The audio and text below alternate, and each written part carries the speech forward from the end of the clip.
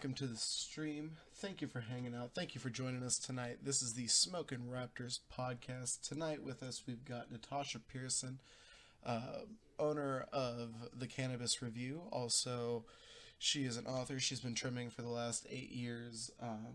All of that fun stuff. Make sure to give us a follow on Facebook, Instagram, YouTube, Twitter, and Twitch. Also, check out our Discord in the About section. You can find all that stuff there. Go find all of that stuff in the link tree, all of that fun stuff. You can also go to my website, rex420.com, if you guys want to pick up any merch. We have some shirts out right now, some stickers. We're actually getting more stickers. We're getting shirts, or some Little Tykes shirts, so we'll be having anything from 2T to 4T, so definitely go check that out. And we also have some stress balls coming in as well. So definitely go check that out at rex420.com. You can also get some fashion design, graphics design, all that fun stuff there as well. You can also use my promo code rex_420 at fadegrips.store and get 20% off on your first purchase for analog stick grips, controller skins, and apparel. Definitely go check them out. We can also go drop a follow to zombiebabe0420 on Twitch, so definitely go check that out as well. And yeah, that being said, we'll be hopping on into it. And let me go ahead and unmute everything.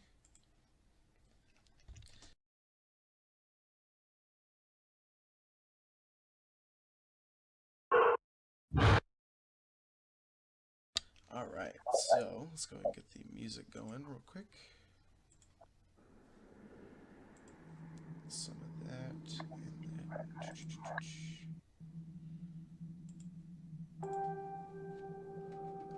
Make sure everything's turned down. Got the chat going. Alright. Oh, I guess I need to pull up that as well.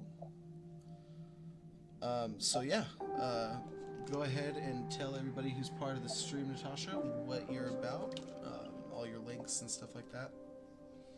Okay, everyone. My name is Natascha. I'm writing the Cannabis Review. It's supposed to kind of get me into copywriting and working in the writing profession as a cannabis copywriter. And so I've started a Wix website and a Facebook page under the Cannabis Review. And I pretty much have been trimming and working on farms for the last 6 years. And my husband has been working as a grower. So together we've teamed up and we're diving into it. Always learning new things, always sharing more information. Right. Mm-hmm. Mighty Great Fitness says hi all. Welcome to the stream. Thank you for hanging out. Truly appreciate it.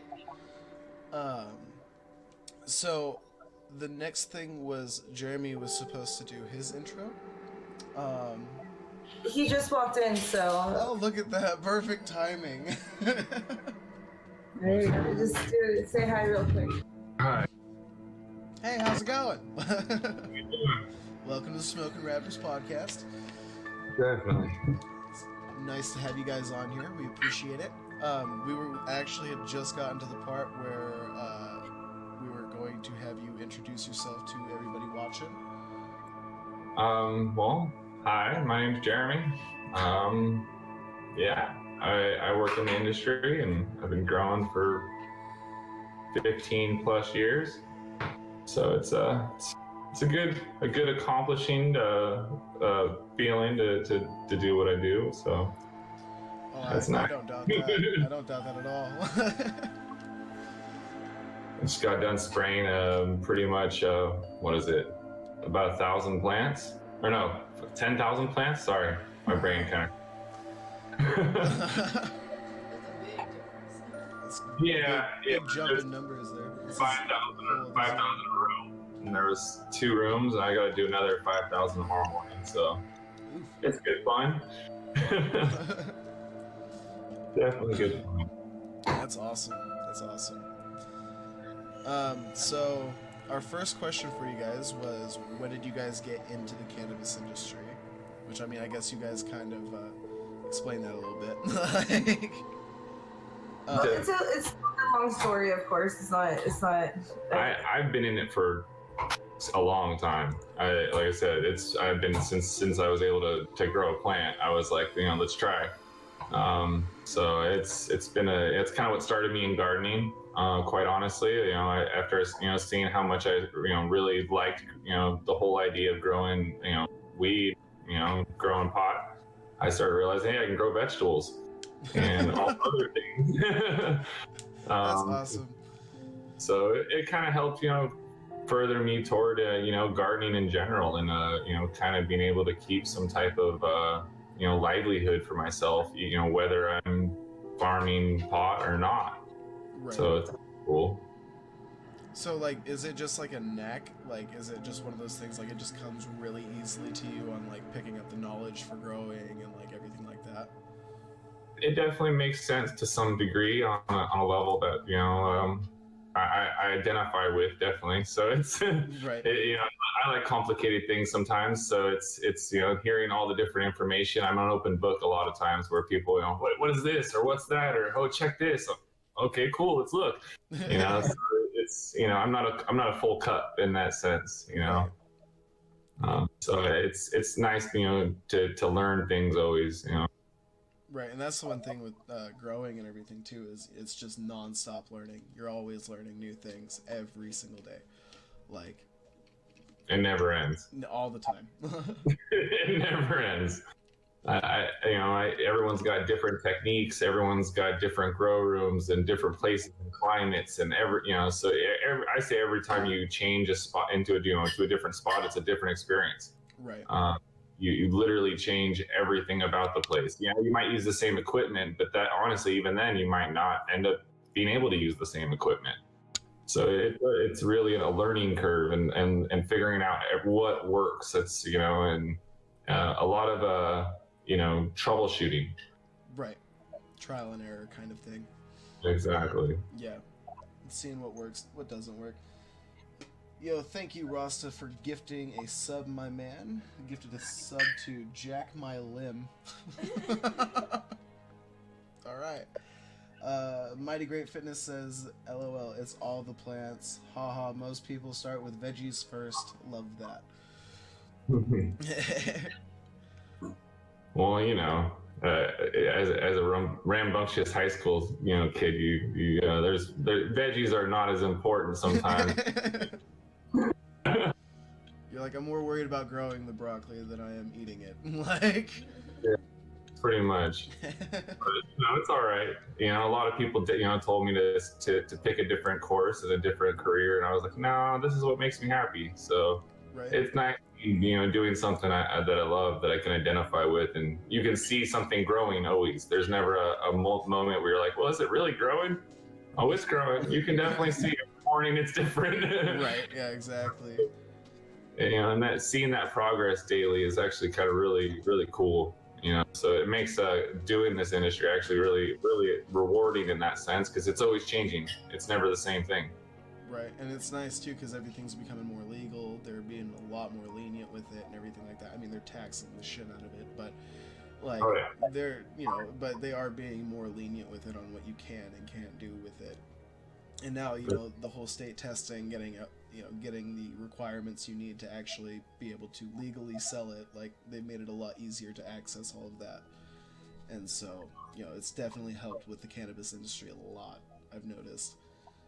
Especially with all the dispos around here, they're making bank. Like, it's definitely interesting. It depends on where you're at. Down where I was at, in Vista, it wasn't that great, for the businesses, because they hadn't changed the laws all the way, and so there was a little bit of a holdback on whether you could do recreational, or not, and everyone was okay with medical, and then you come up, to like Humboldt, and it's not everything goes, but it's definitely a lot more lenient. Oh yeah. Oh yeah. There's a lot more business opportunity. There's a lot more farms. There's a lot more.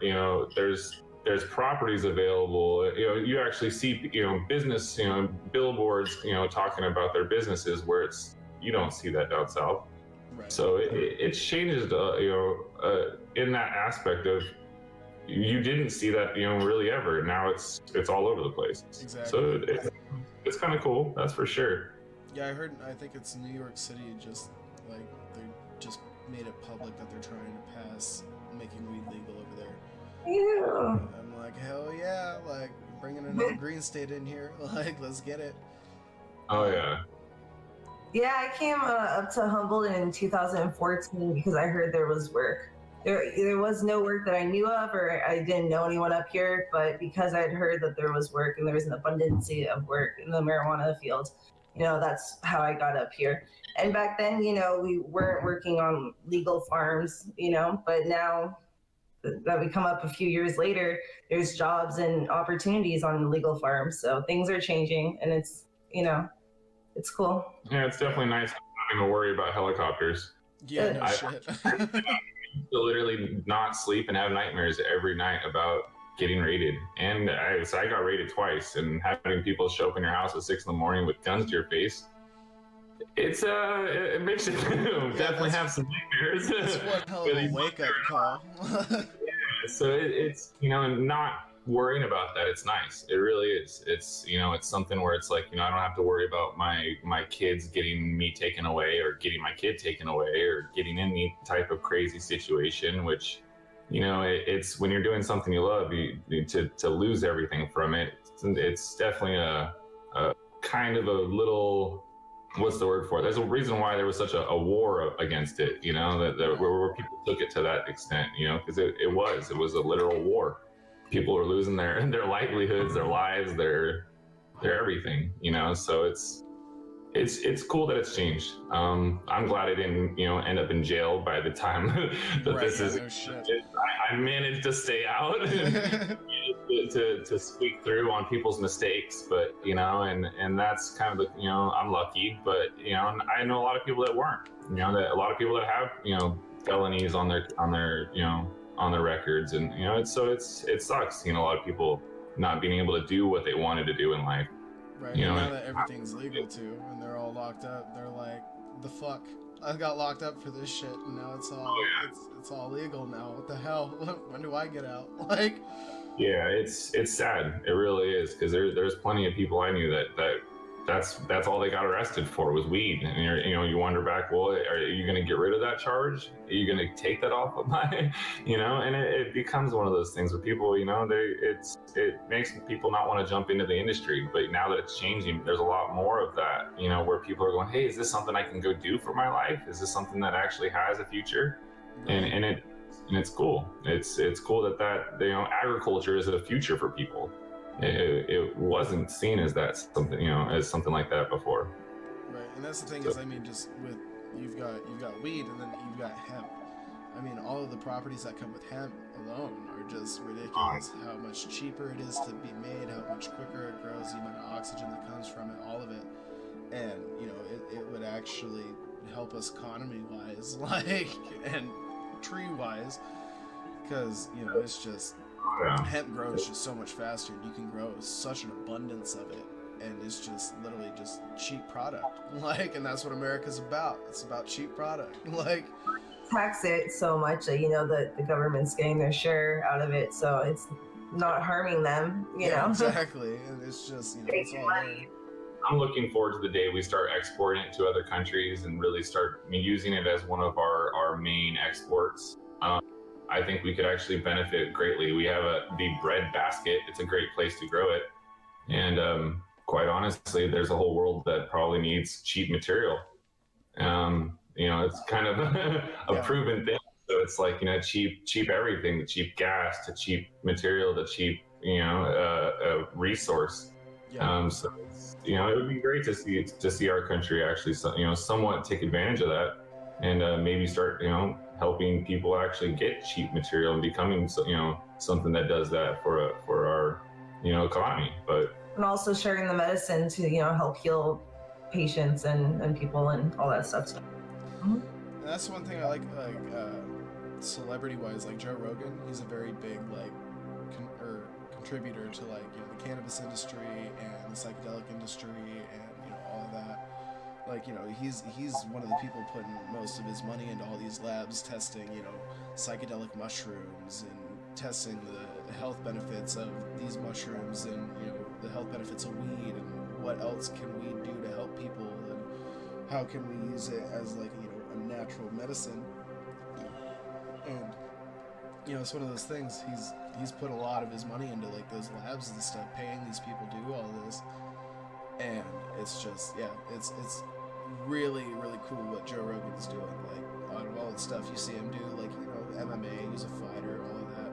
I mean, his stand-up comedy is like those crack me up. I love Joe Rogan. That guy is hilarious.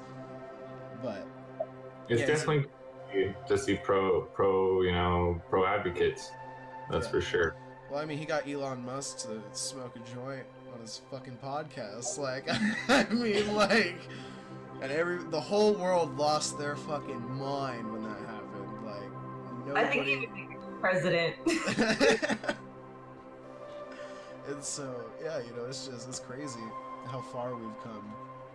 Just, I mean, in the last 15 years of the cannabis industry, like how far it's moved its way, because it has progressed quite a bit. Most definitely.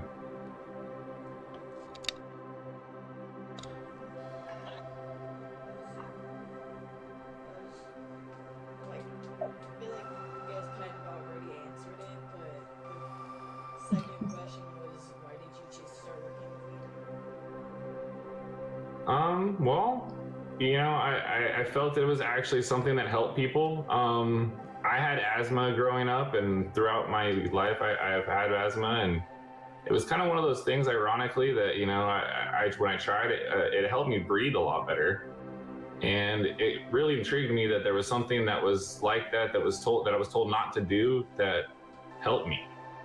And that kind of honestly opened my mind in that, you know, kind of rebel stage that you're in when you're in high school, and, you know, and as a teenager, and you're sitting there going, oh, I want to do something different. And then, oh, well, why is this? You know? And so it made me start thinking, well, what else is behind it? What's the reasoning behind this? It made me want to explore what it was that everyone was so scared of.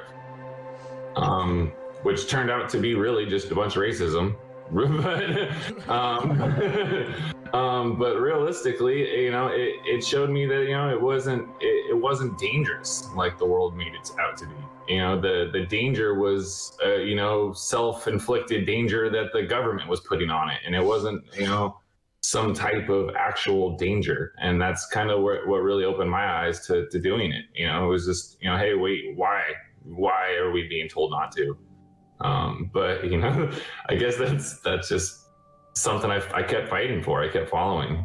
Right. I wanted to be a stoner before I was a stoner, and I was always a stoner in high school. And, you know, I think that we always grouped plants. My parents weren't okay with it. They were very anti-marijuana, which might have pushed me in that direction.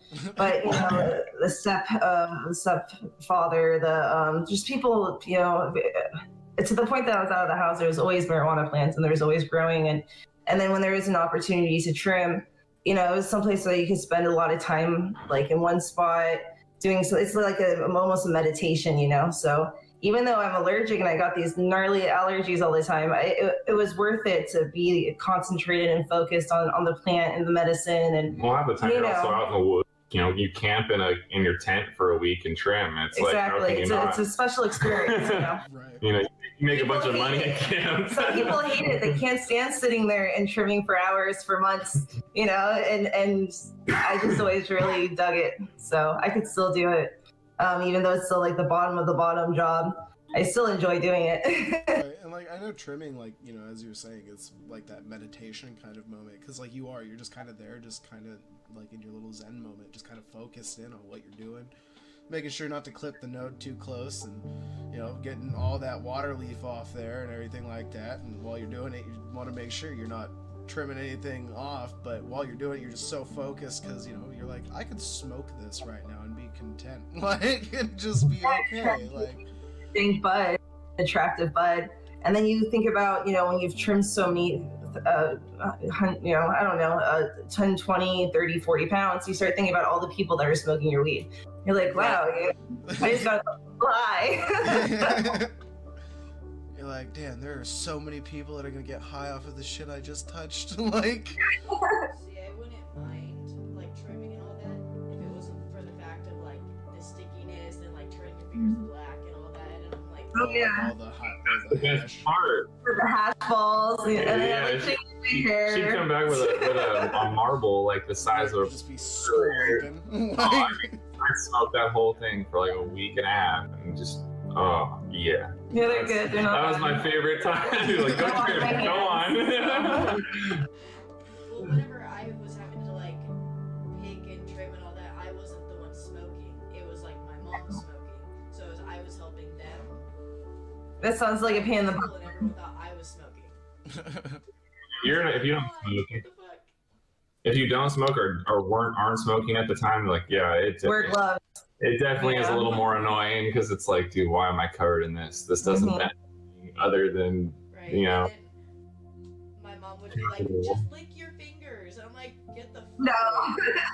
Yeah, have fun with that. Yeah, that don't work. That don't work like people think it does. Like, Well, doesn't taste great either.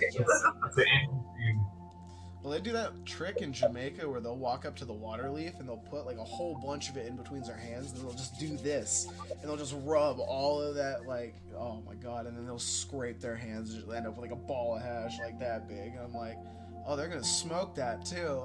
Like, I'm just like, oh, all that sweat you just created in between all that, oh my god, that's gonna be nasty. Like, oh yeah. and you see it too, you see it in their face, they hit it and they're like, oh.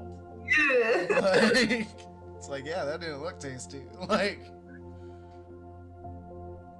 oh man. Allie is very quiet. I can't hear her. That means you need to scoot up. She's sitting here in the room, and so she's using my mic, like her phone, and so. Oh, look at that pile of clothes right there. Some of them are clean. I'm going through them. Not all of them, some of them. So, how did you guys meet? Well, you know, I met the first time I met her. I was out in the desert at a little like a desert kind of party, which was kind of hilarious. But I met her again a couple different times at little desert parties and whatnot, and then eventually I actually met her at the beach and with a buddy of mine, and we kind of kicked it off from there. It was like, oh, I've seen you, and then I was like, oh, you've seen you everywhere. I remember. For at least a week. And then he explained it. But yeah, no, we met at the beach, and our relationship kind of grew pretty quickly. I was working in a music studio that I liked a lot, but he was struggling finding work in the industry. He wanted to work at SD Hydro at the time, which is a hydroponics store, and they weren't ready to hire him yet. He would work there a few years later. But I just kept telling him that I kept going to these trim spots up north, and there's so much work, and people were flying out from all over the world to come trim in Humboldt. And I really was trying to push him up in that direction. But from there, we started traveling and looking for farm work. Right, like within the first 2 weeks of meeting, maybe the first month or something, and we jumped in the car and started traveling around. He just kind of had that like look on his face of like, oh shit. Like, that's Fernando, our roommate. He works in the industry too, and he said that he owned a dispensary at some point. So, Hard-ons. There we go. Oh my god, that's funny. But it's one of those things that like, if you're trying to come up in trim, or you're trying to get into the industry and you have a way in and you take it, I find most people are really, really get stoked on the fact that they have a chance to get in now, and that it's something that you can get into, where before it was, it was dangerous. It wasn't something you could it's just still go Murder Mountain. It could still be dangerous. People die trimming and stuff all the time. Still happens all the time. It's definitely one way to keep people off a mountain, is to make a movie and call it Murder Anything. But it's on Netflix. It's that whole documentary of Humboldt County, and it's like, just the whole Murder Mountain thing. Jaws kept everyone out of the ocean for a minute, so quite an impact. I also recommend be, tried growing their own plant first or something before they just jumped into coming into anyone's farm, or because there needs to be a little bit of an understanding there. It's not, the community is a tight community. You're not just going to get it all right off the bat, and there has to be a little bit of passion there. They can't just be like, oh, I want to go make money, I want to go do this. There still is kind of a way for them. There's a couple companies up here that do kind of staff and do stuff like that, where if you want to get into the industry, you can. And they do get in real easily. And most of the people I saw last season literally came up going, I've never even seen a plant growing. And I was like, huh? Like, what do you do? Why are you? Yeah, but the thing is, they want to learn, and that was the cool part. It was like, all right. So many people coming into a trim scene, or where there's a group of people trimming, and they complain and they complain and they complain, and that's what I'm saying. Like, you should have a little bit of understanding first before you just jump into, because it might be work that you don't like. It's farming, and people complain a lot. I don't even think they notice, because we're sitting there for so many hours, kind of like focus, and you do really zone out. But some people just go off about oh, I don't want to sit here, I don't want to keep doing this. Well, then don't. I'm pretty much soaking wet right now because of the spraying and misting and doing all but like most people, they come home from work going, oh yeah, I don't want to be soaking wet. I don't care. So to me, it's it's farm work, and that's when you're used to that type of, that's how it goes.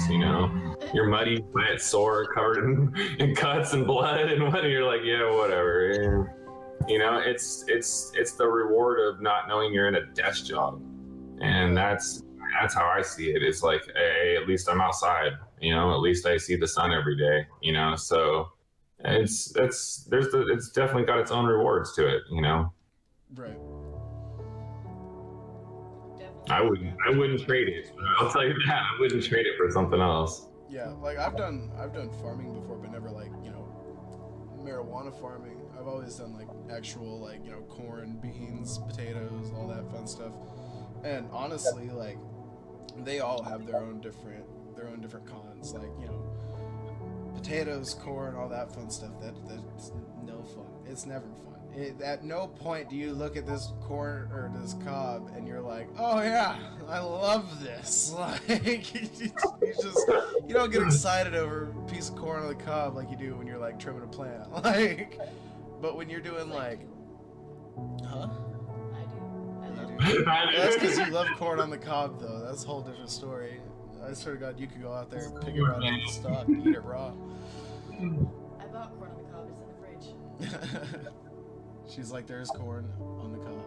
It's in there. Like, it's pretty, especially the rainbow corn or whatever, the different colors. That could be pretty. Yeah.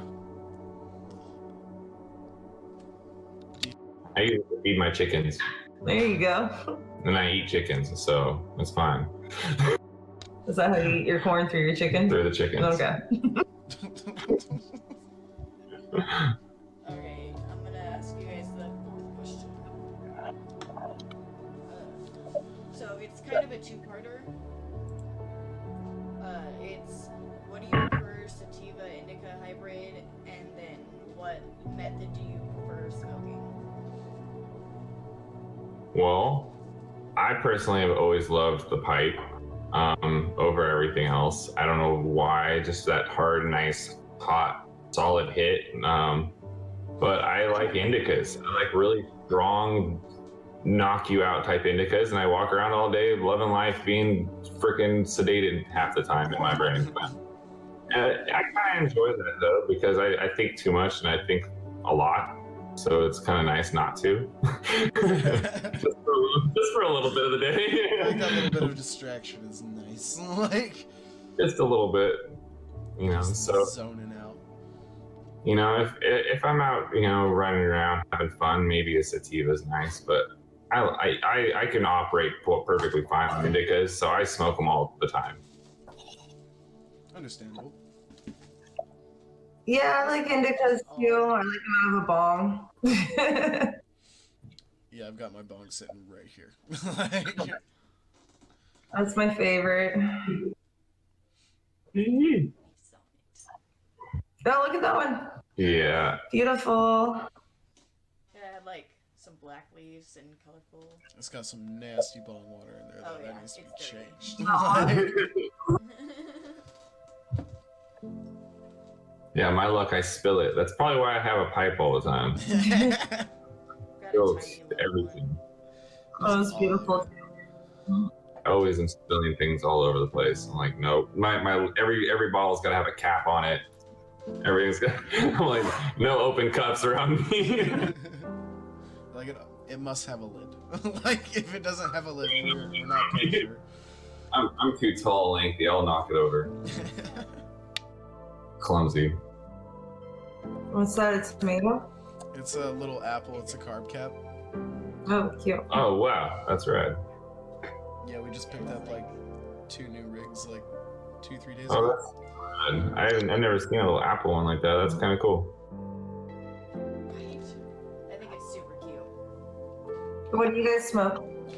I prefer, like, I'm honestly a hybrid kind of guy. I can smoke either or and be okay. It's just I know when I smoke that indica, like I'm gonna be a little dragging behind, just a little bit. Like I can get shit done, but you look over and you're like, hey, what do you think about? I'm like, huh? What? Like just completely out of it. Like, but if I smoke a sativa, I'm right there, like ready to go, like getting it done. So I mean, I prefer hybrid just because it gives you kind of the best of both worlds. Like it gives you that like nice mellow high, but also makes you feel a little like loopy, like so you're just kind of like yeah, woo, like. And then preferred smoking method though. I mean, I guess it really depends. If it's like a dab, I like to take a dab out of. I've only found one piece that was like it, and honestly, the person who has it like has never found another piece like it, and I don't know how the hell I'm gonna get it made because it's super complex. But it's like it's a little dab rig that looks like a pipe. It looks like one of those Gandalf pipes with the bubbler ones.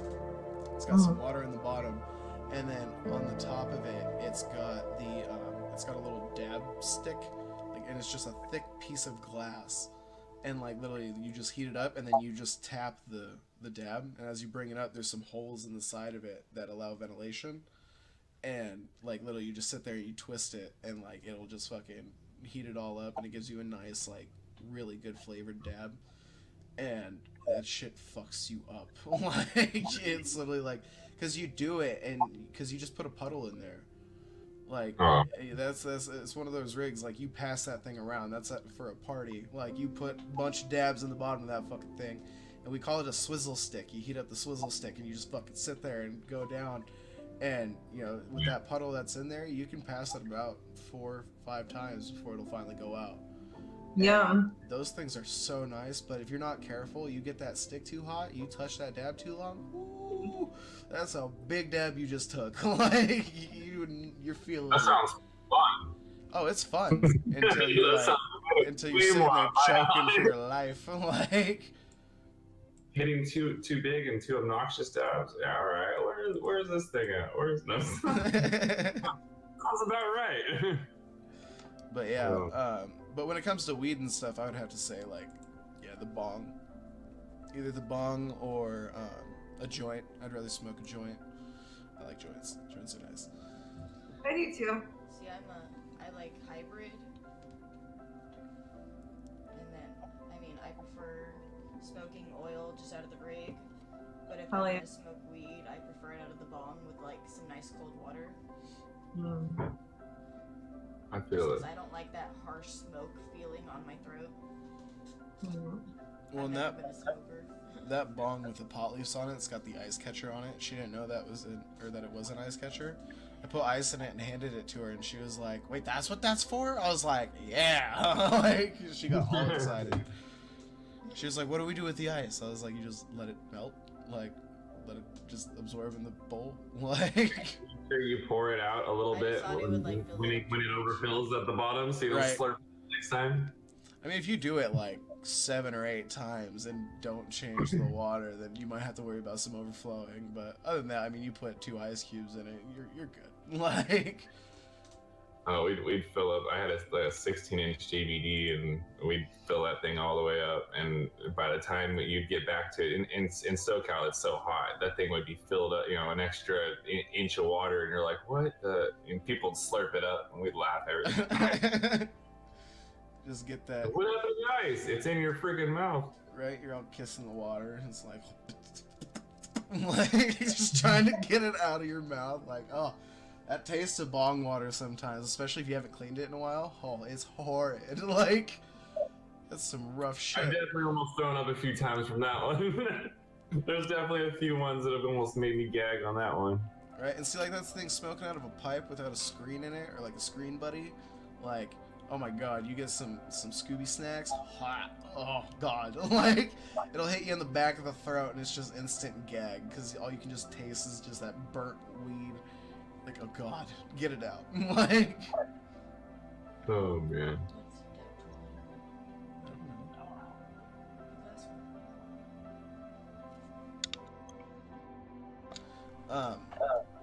So the next question was, what made Natascha start up the Cannabis Review? Oh, to get into copywriting. I graduated college in December of 2020, so a few months ago. And I wanted to go into the industry and doing something I like to do. And this is just kind of the direction that my school counselor had led me. So yeah, I am writing articles, gathering information either online or from past experience, a combination of both. We have lots of books and stuff on growing and, like I said, my stepdad, my family members, my husband. She's surrounded by it. Yeah. Right. Draw different information and yeah, I'm trying to get my foot in the door. It's a lot of like educational stuff. I would like to get more into like some fun, entertaining articles and maybe doing a little bit more research on celebrities, like you said, that are into the industry and publicizing and supporting. Sure.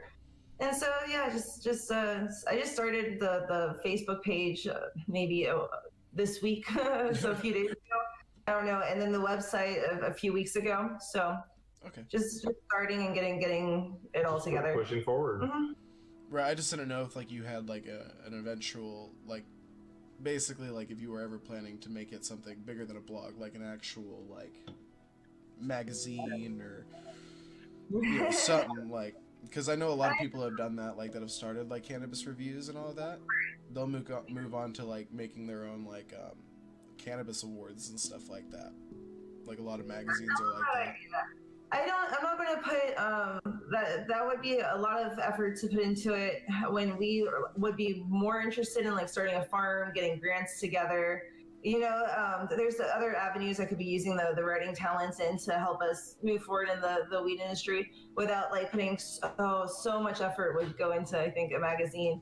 Right. But maybe I wanted to do a book, like the farmer's wife, maybe the pot farmer's wife, something like that. Where I could share growing information and cultivation tips. But as for a full magazine, I'd much rather work for a magazine company that's already doing well and move up in that way. I think that looked pretty good on my resume. Right. Yeah. So the next question is for Allie, but I don't know where she went.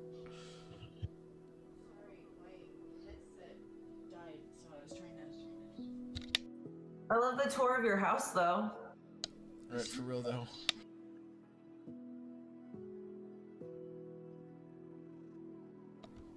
She keeps walking back in here, the sound's playing through her phone.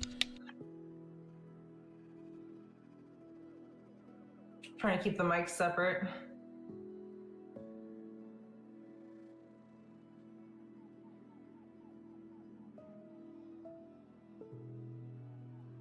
How was work today? There we go. I'm soaked. I am soaked. Okay. But everything's sprayed and yeah. We got some beasties right now, and it's awesome. They're taller than me, so No, they're not. they're like 7 foot, 8 foot tall plants in there right now. It's awesome. Mm. I haven't seen those ones. Oh no, they're tall, real tall. So my other question was, blah, I can't hear myself. Was can growing next to other trees or plants affect the growth of your plant, and what distance should you grow your plants away from other plants and themselves? Well, yeah, I would say it definitely would affect your plant. It just depends on how close to the tree and what kind of tree. And, if you're really close to a tree, obviously you're going to get shaded out a lot. The ground's going to be a little tighter on the nutrient side because the roots and all that. So it would be smarter to probably be away from the tree a little bit unless you're going to put it in a pot. Can you influence the strain by growing certain plants like blueberries or something next to the weed? Not necessarily. It's not just gonna. a pain in the butt.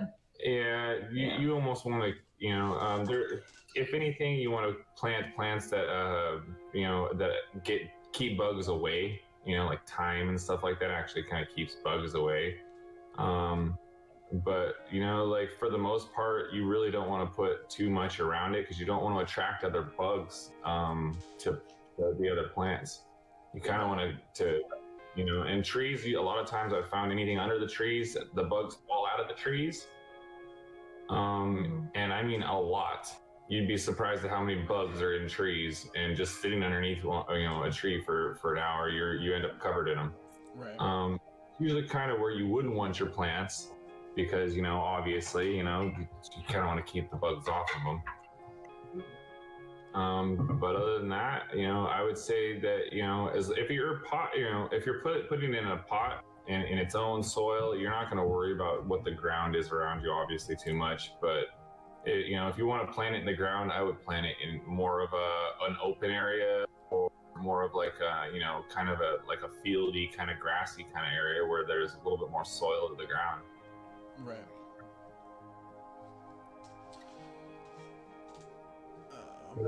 Sun too, so you get a little bit better, like a little bit more growth.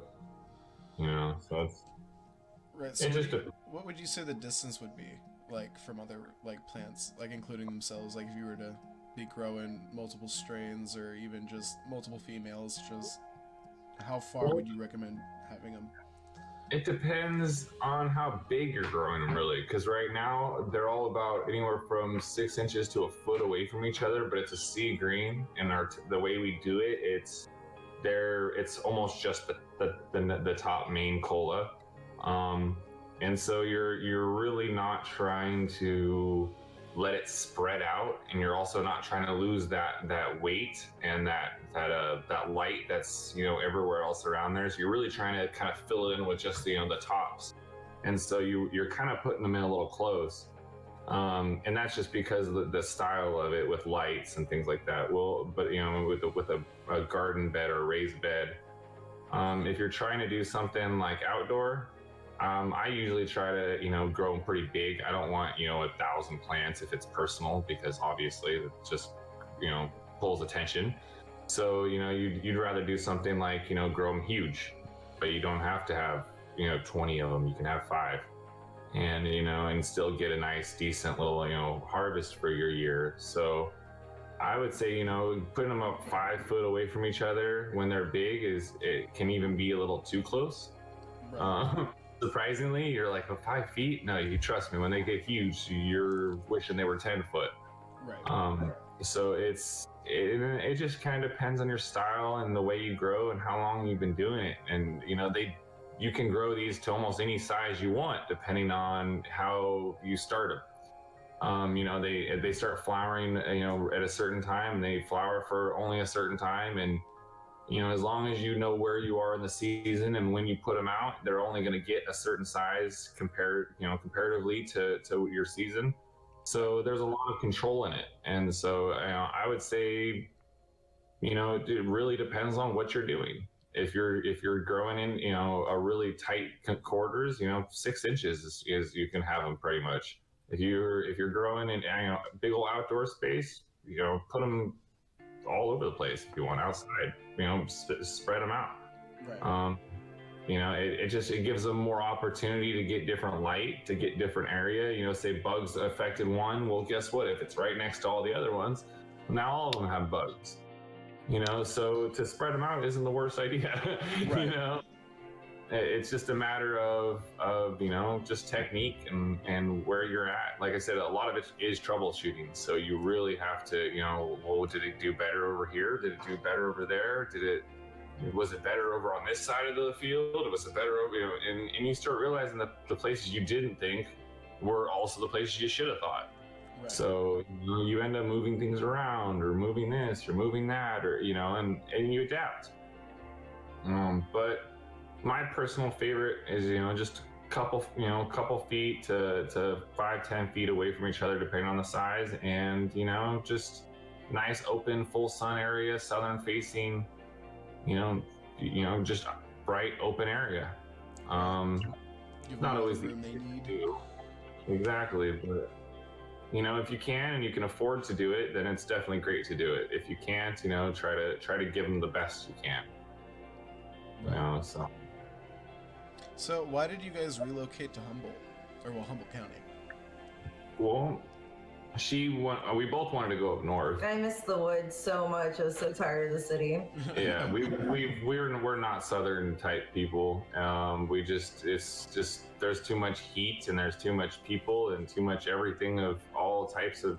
We just like trees and forest and the cold and seasons, and the type of people that we like to be around are a little bit more prevalent up here. The kind of open-minded hippie kind of mindset, and we're not necessarily hippies, but just we like that kind of more open mindset of people. And you find a lot more of the people up here that are really just they like that type of life, and they like to be away from the city, and they like that they're out away from everyone, and they all like that, and that's kind of what we like. So it's interesting to find people that are like that. They're like, we got away, and we're like, yeah, we got so it's just everyone's on that same page, and the old ladies in the gas station grow, the old ladies, at the Michaels grow, the craft store ladies are growing, everyone here grows, and it's outdoor too, a lot of outdoor grows. So the environment is different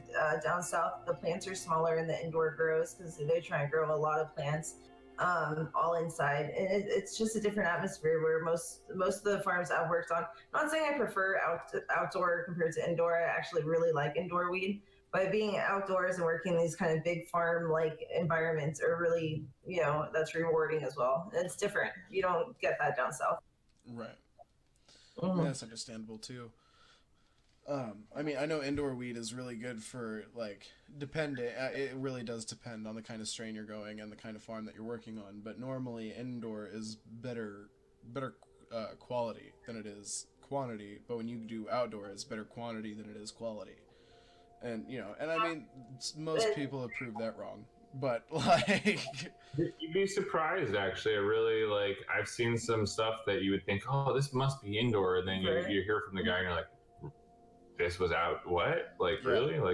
Where the hell did you put your plant, buddy? It was awesome. Yeah, and it just comes back to that point of where it was grown, how it was grown, the method that was used, and because you've got fucking KMK that made 9-pound hammer, and the reason they named it 9-pound hammer was because that thing literally weighed 9 fucking pounds. All the product that they pulled off that thing came out to 9 pounds, and I think it was fucking 3 ounces or some shit like that. It was fucking huge, and they were like, yeah, 9-pound hammer, boom. And it won 3 awards and all that shit, but it was outdoor. That was outdoor grow. And that's the way you're gonna get that size. The biggest one I've gotten done outside personally. I've grown a few for other people that were pretty huge, but my personal biggest was a 7-pound plant. And that was Blue Dream, of course, but those grow like freaking rapid fire. It's like a wild weed. You can't stop it from freaking growing. It's literally, you're tying it to the wall, and it's like, no, so, and that's that. some plants just, that's what they do. They want to be outside, they want water, they want sun, and they want to just grow. And you're like, okay, do it. I'm not going to stop you. So you can't even grow them indoors, some of them, but some of them, they can't even go outside. And we have plenty of different strands. You try to take one of those outside and stick it in the sun right now, it's going to die tomorrow. 50 degrees, it's not going to love any bit of that, but some plants handle that. They're like, yeah, what, so it really just depends on a lot of stuff. And granted, you might find a plant that does that, but a lot of plants can actually kind of get trained to do that. Right.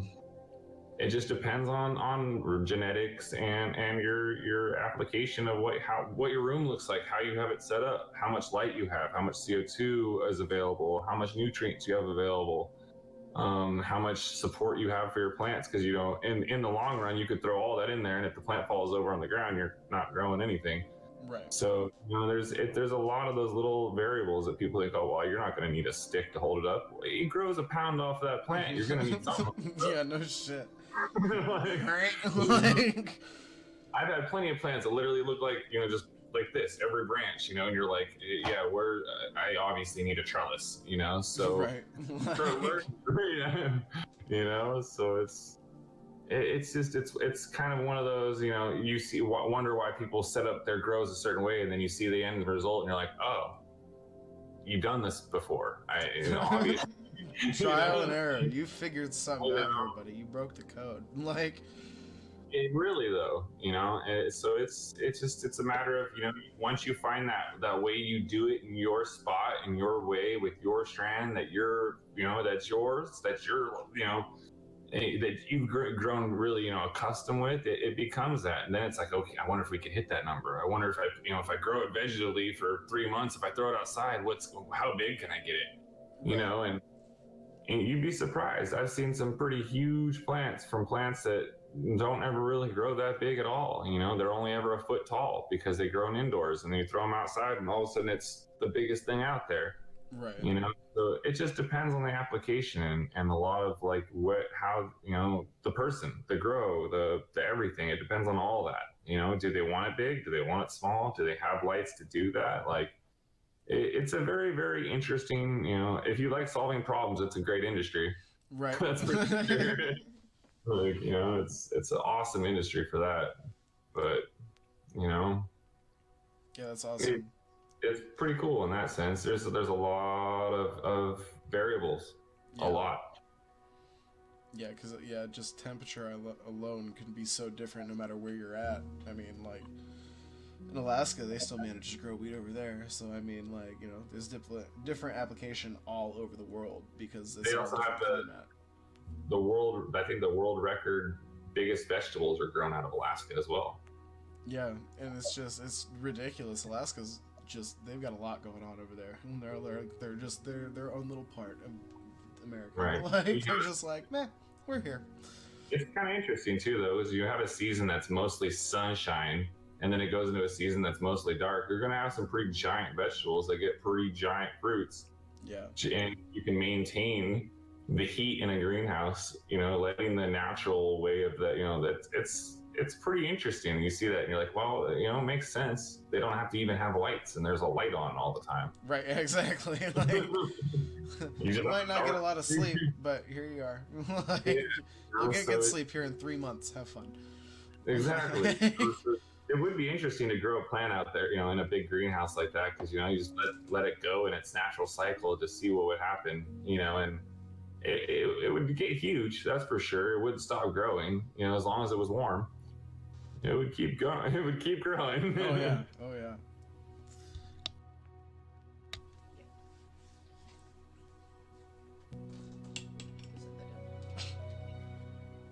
What's the difference between smoking and eating weed? Like the key differences between them. Benefits. Well, I think eating weed will make you more sleepy and could come on more heavily, but in a longer amount of time. Where when you smoke weed, it hits you more quickly, and it could be more of a controlled. You can kind of control more how much you smoke. compared to how much you eat when you don't really know how high you are.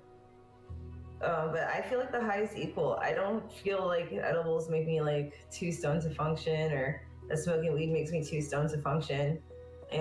So I feel like there's obviously when you metabolize cannabis in the body and you're not burning it, because burning anything you burn, you're technically destroying it. You're getting rid of material in a way that you're trying to get the excess, the what's left over, the smoke. So you're only the chemical reaction of it. Yeah, so you're only ever getting a small percentage, and it sounds crazy, but realistically, even the small percentage, the thing is it's going into your capillaries, to your lungs, and into your bloodstream a lot quicker. And so, granted, it's a different effect, but you're getting a lot more of a direct effect to your lungs, which is why you feel high pretty instantaneously. Whereas eating it, you have to have it actually metabolized and go through your system, which you actually get more benefit and more medicine and more effect out of eating it, but you're also not getting a direct, immediate effect that it's not as instantaneous. It might be stronger and a little gnarlier and a little crazier to deal with, in the long run. Some people definitely seem to be able to handle smoking versus edibles a little easier. But the way it metabolizes it would make sense, because you're getting a lot more of it in the long run. It's absorbing a lot more. You're not burning it. It's going through your metabolism. So I would say that eating it's going to be more beneficial, but smoking it is going to be more instantaneous. So if you're trying to immediately alleviate something like pain or sleep, then I would smoke it. But if you're trying to do something, like get rid of pain all day, like, eating it's obviously going to be a little better.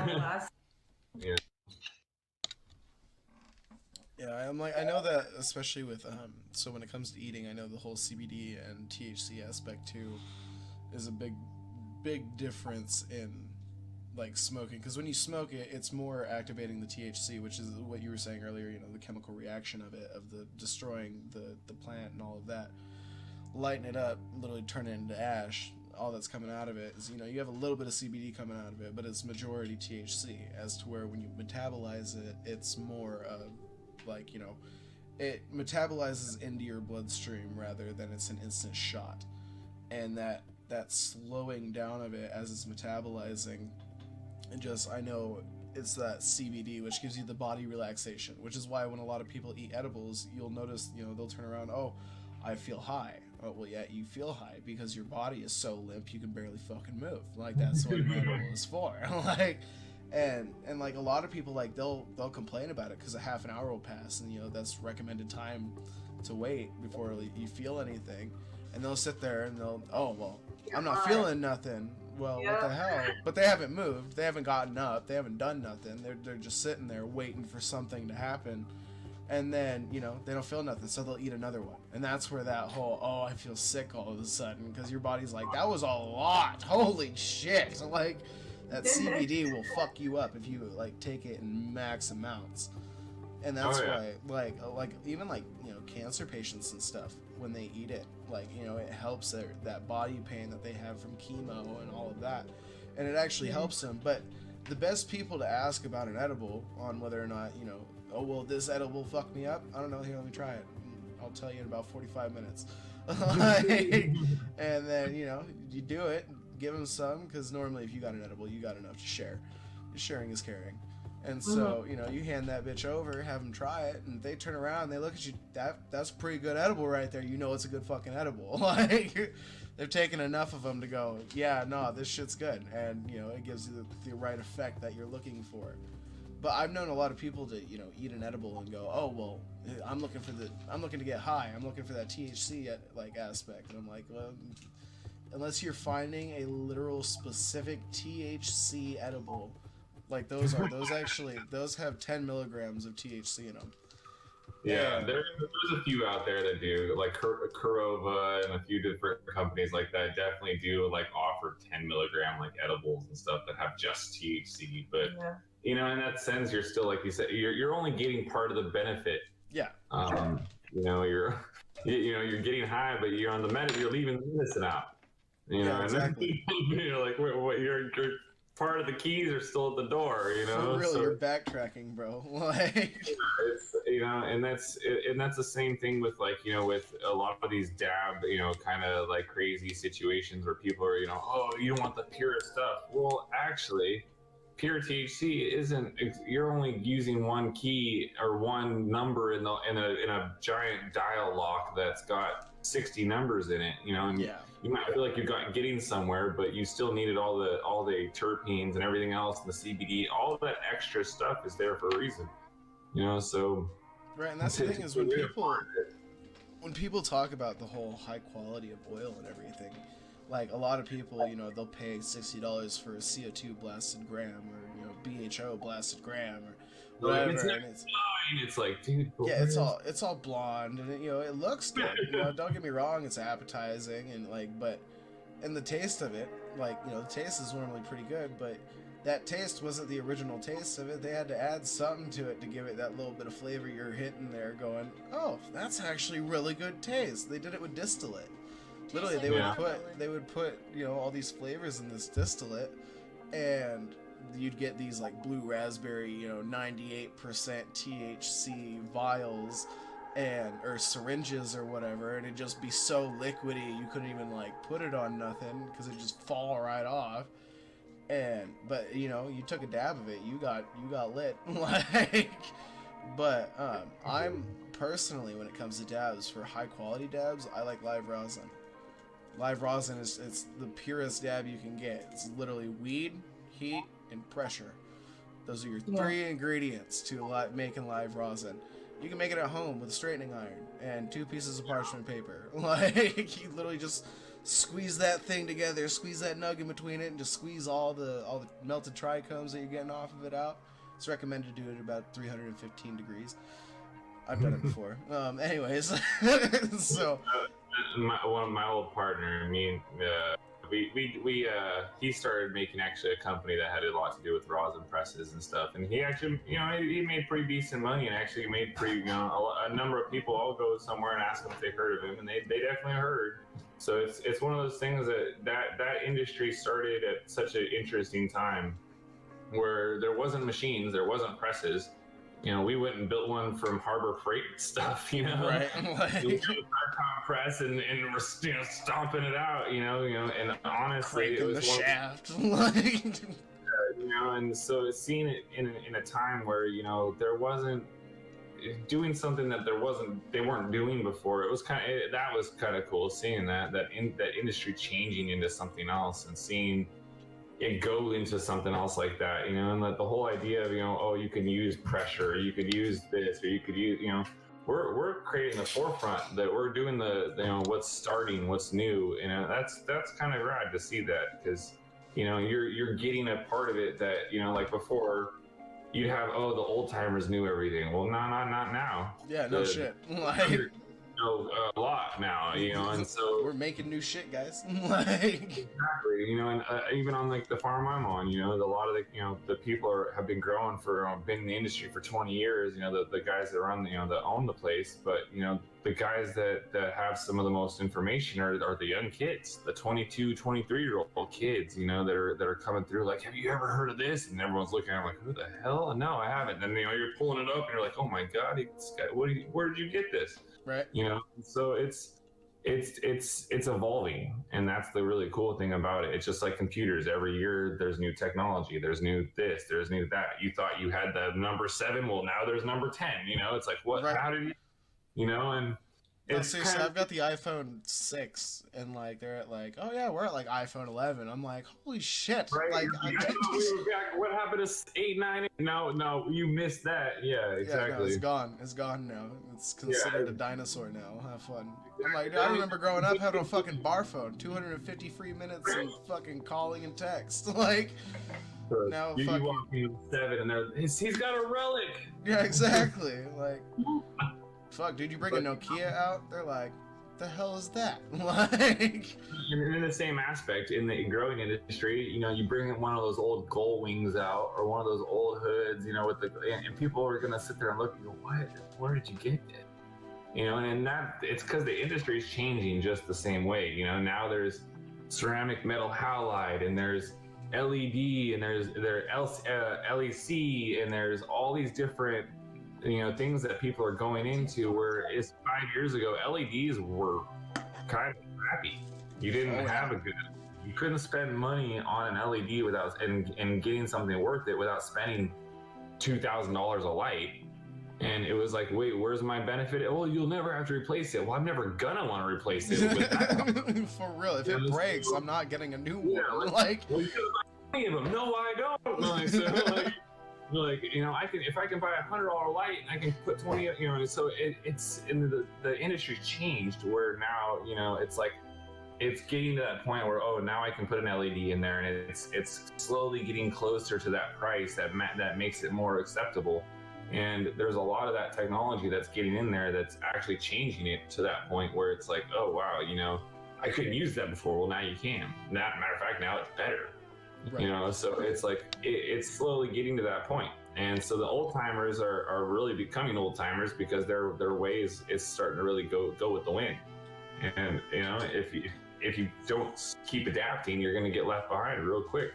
Right. So and that's kind of the technology, all that stuff is really moving forward where you can't really slow it down. It's within a couple of years, I bet half the stuff I know how to do things with, it's going to be gone. And people are going to be like, oh, do you have this light now? And I'll be like, where'd you get that? So and that's kind of the cool thing about it, actually, because it's always adapting.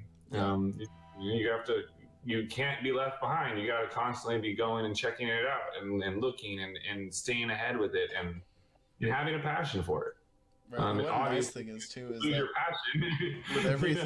with everything adapting, and all of the stuff that all these current people use, like they're like, oh, like you were saying, like these LED lights used to be like $2,000. Look at the fucking price on those now. They're cheap as fuck. Like, and you can get them fucking damn near anywhere. Like, they're everywhere. Exactly. And it's just all the equipment that all these people are just spending all of this money on. Vac ovens, fucking presses, extractors, all of that. They're spending good $25,000 just to get a shop set up to do all of this stuff. And then, 2 years down the line, they go to price check everything. And, look, I could have spent $10,000 now and gotten all the same shit. Like, because they've got 3 times better fucking vac ovens and extractors and presses, and now all my shit's just obsolete. Like, and it's literally so quickly, it's not even funny. Scott's Miracle Grow, when I was even in the hydro industry, they everyone hated Scott's and hated Miracle Grow and hated Monsanto. Well, guess what? They went and bought out one of the biggest hydro companies in the industry and spent, I think it was like $500 million on one of the biggest companies, and literally everyone's now in Scott's pocket. And it's one of those things that you would think, oh well, we're all growing weed. Well, did you see where it's coming from? Do you see where the industry is coming from, and where all these tools are coming from, and where and it really becomes interesting in this industry with it booming. You think, oh well, it's really going off. Well, yeah, it is, but you also got to be careful because a lot of what is being sold out there is also following the fad. And the fad is, guess what? It's weed's cool and amazing, and we should all be selling and growing it. Well, guess what? That comes with the industry that wants to make money off it. And Monsanto's been making money off it for a long time, It's so funny that you bring up Monsanto, because the thing is we had our second stream that we did for the podcast. Our second stream was conspiracy theories. It was food and conspiracy theories, right? And we had brought up, I had specifically brought up the fact of Monsanto. I brought that shit up. And the thing is, though, is that the article I had found for it, the article had come out in I think it was 2012, 2013. And, at the time it was like, oh yeah, this is a conspiracy theory. And I'm like, it's not so much a conspiracy theory anymore, guys. Like, it's proven. Like, people, there's facts of this shit. Well, the Sunlight Supply was the company they bought out, and Sunlight Supply was literally one of the biggest company. They sold everything to everyone. Mm-hmm. I mean everything. Like if you went to a Hydro store, most of where they got their stuff was from this company. Yeah. Well, when they bought this company, they didn't want to put their name on it, and Sunlight Supply didn't even want to put their name on it. They were like, "You can't have our name. You got to change it, pretty much." Yeah. And from that, well, at least that's what I got the word of, and they turned it into what's called now Hawthorne Gardening Company. Yeah. So anything you see Hawthorne on, that's really Scott's.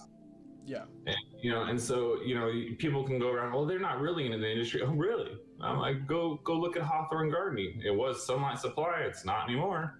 Right. And you go ask them what happened with this or with that or with it. They're gonna act like they don't even know what you're talking about. Yeah, exactly. And and Monsanto, they're dealing out seeds that are just sterile. They're straight sterile. So all this breeding and everything that people have been doing, they're not gonna really be able to do that anymore unless you're gonna pay that extra money for them fucking non-sterile seeds. Because of the fact that they're making it to where you have to buy new seeds every year. You can't make your own seeds anymore. No, you have to buy your seeds every year because you can't breed them no more. Yeah. You just can't. We won't allow it. So because that, you have to buy all these seeds that we will provide, but they're all sterile. So you have to do it every year. So we get money from you every year. They found a way to make money off of it, and they're selling sterile seeds. If you grow their seeds, their licensed property, you actually can get sued hard for it too. Yeah, if you don't get the right permissions to be able to sell it to other dispos. Corn. Nah, you're growing on property in Monsanto. Yeah, exactly. That's exactly what you're fucking doing. That whole company, dude, it's fucked. Like it really comes down to people trying to get rich off it. It's sad, but with any company, any type of industry blowing up, you have a bunch of people who jump on it thinking, hey, I want to ride the wave, and it's that's where you get the boom, is because all these people jumping on that wave. But with that, you do get those people that they're there just to make the money, and as soon as they make it, they pull out.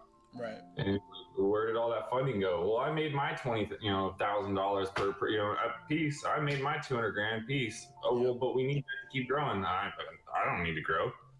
I made my money. Exactly. And so it's a really interesting thing seeing that kind of like that mindset and that business mindset where it's like, it's almost like seen as like a stock. It's like, oh, well, I already did. I made my, I'm selling the company. And you're like, what? How, and you see some of these companies acting like that too. And it's kind of interesting because it's, you see who's really in it for the money and who's really in it for the helping people and getting medicine and product and material out there. And, some of these companies were like when coronavirus hit, they fired half their staff. And we were like, why? There's no one stopping smoking weed. Why are you? But the dispensaries are essential business, and so we saw it as like, oh, we're gonna change our company and we're gonna take this as an opportunity to get rid of everyone. And you're like, what? This is how I don't even want to buy your stuff anymore, And yeah, everybody's been seeing how these companies really act. They're not there to help you smoke weed. They're there to make money. Mm-hmm. And so, I'd say if anything, look into the people that you buy your stuff from, if anything, and don't buy it off of gimmicks. Don't buy it off of, oh, it looked cool, or, oh, they put so-and-so on the container. Well, guess what? There's a reason they put so-and-so on the container, because they're trying to hide the fact that all the bad things, it's like, so look into these people, look into who you're supporting and whose plants you're buying. Right. And what product you're really smoking out there, because for all it's not the people you want to support. Yeah. And a lot of these farms, they're not all the nicest people, and you think, oh, it's great herb. Look at how they treat people. Yeah. And so it's an interesting side of it that I've been really kind of seeing and looking into. And when I see a company start kind of acting a little funny to their people and act a little fun, and seeing the way that they set their prices up and seeing the way they do business, and you're like, I don't really like that. I don't really like how you treat your customers, employees, and try to support the ones that do it right.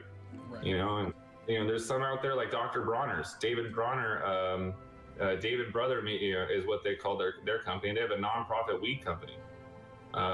Then a lot of their proceeds go to supporting cannabis and psilocybin research and like ending prohibition and stuff. and you're like, yeah, I want to support that. That's cool. Like, you know, you're not making profit and putting it toward helping. Like, Yeah. you're not banking all of it and putting it in your pocket and, you know, disappearing 10 years later and going, oh, well, all my workers, yeah, whatever, you know. And so putting your money toward companies like that who've decided, hey, I want to help the community, not take from it. I think that's really the direction that people should start really, you know, trying to go is, you know, is the company I'm buying it from, or is the people I'm buying it from really help anyone? Or are they just here to make the profit? Right. Because you know, you want to keep the good ones in power, in play, and you want to keep them going. You want to support and fund them. And if the only way you can keep those people with that mindset that's really, you know, good, you know, in the business is to research and support them. Yeah. You know, so if anything, I would say it's worth looking into. It's worth getting involved in understanding. Yeah, people say it's a conspiracy, or yeah, it's this or that. Well, guess what? Make your own research. Make your own decision. Go look it up. For real though. A lot of people just that's really a lack of just everything these days. It's just people not doing enough fucking research on anything. They just automatically assume that they either know, or if they're told that they're wrong, they're too lazy to go check to see if they actually are wrong or if they are right. Because if you're right, well, prove you're right. Like, Right. Like, Show me. if you believe it, if you truly believe it, prove it. Let me know. What's your facts? What's your research? What can you show me to tell me that this is what you truly believe in? This is something that you are like, yeah, this is what I'm about. Otherwise, like, I don't believe you. And honestly, I could go do the research and I could go look it up and get my own answer and figure out, well, you know, everything you said was no. Like, but no, everybody's just so quick to just, no, I'm right. And it's just lack of research. Nobody wants to do the research. Exactly. They want to go in. What's up? She said so and so said, which is exactly what it is. They hear it from other people's mouths, but don't actually have the time Yeah. or the patience They to haven't look it taken up. the time to look it up to do their own research. Yeah. And you know, that's where, you know, I feel like it's really it's just hindering them. Anyone that's not doing the research themselves and not looking into it themselves, you know, they're being blinded. They're being led astray. Yeah, exactly. It's just more being sheep, right? listening rather than doing research. Like, and it's not that hard to do research. We have Google. It's all on our phones. Like, literally, you can look anything up and you will find something for it. Like, well, the cool thing is a lot of these companies, like if you go on any of these weed jars, you know, you go to a dispensary and you pick up a jar of weed, it has all their information right there on it.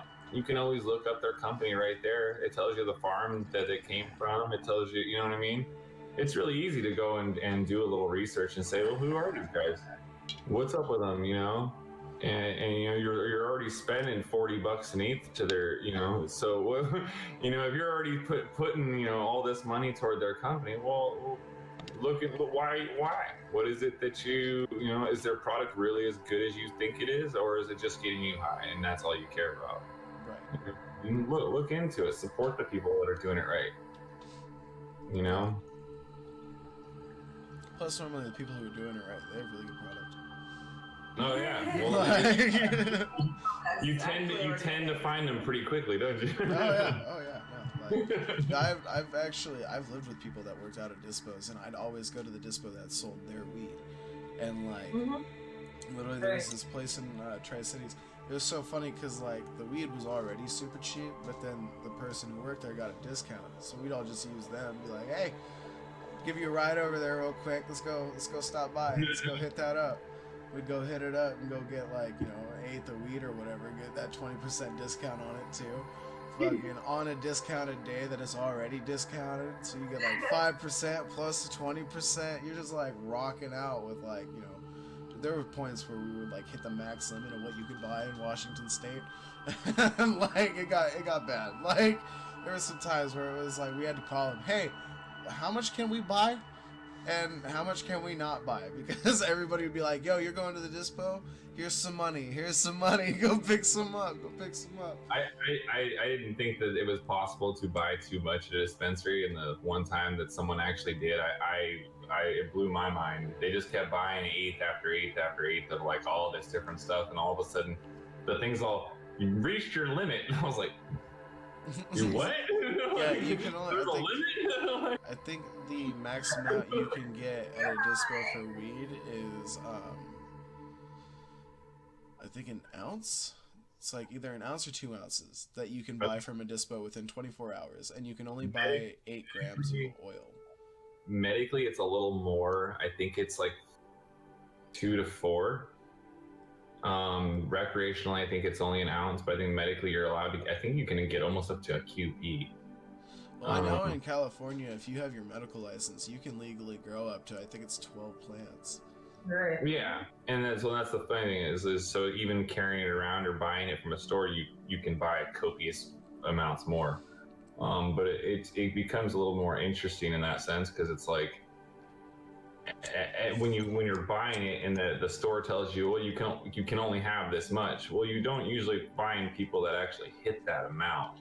It's it takes a good $1,000 to hit that amount, so you usually don't see it, but when someone does, you definitely shocks you a little bit. Oh yeah, no, like I said, we would go to this dispo, dude. We'd fucking be just buying mass amounts of this shit, and it was so funny because she'd go back to the farm, and like they'd be like, yeah, dude, we just got a call from the dispo that we normally sell to. Apparently they ran out of our product yesterday. I don't know what the hell happened, but like it's just gone. Somebody went in there and bought like almost like fucking $300 worth of product. And she just kind of like looked at him like, huh, I wonder who that could have been. It said they used an employee discount though. She was like, oh. They were like, was it you? She was like, well, no, yes, no. Like, straight told her what was up. They didn't care. They were like, we still make a fuck ton of money because they don't pay that. The dispo pays them for their product. Dispo's the one that gives them the discount for it. Like, so yeah, the dispo, however, they were like, what's happening right now? Because we would do it like every like 2 weeks. Like, and so we'd just be getting mass amounts. And it got to the point where they stopped selling to them. Like, I guess, like, it had hit, like, it hit winter, and, like, everybody stopped fucking growing and shit. And then the next year it started, and COVID hit. And after COVID hit, they actually, like, almost went bankrupt. The farm did. Like, because all of the dispos were like, no, we only have specific places we're buying from right now, and like they were just refusing to buy their product. It fucked this company over. The company damn near lost everything. I mean, they're still going right now, but they're much, much smaller than they were. Like, it's rough. Like, COVID like really fucked them up. Like, oh yeah, it got bad. You got everyone.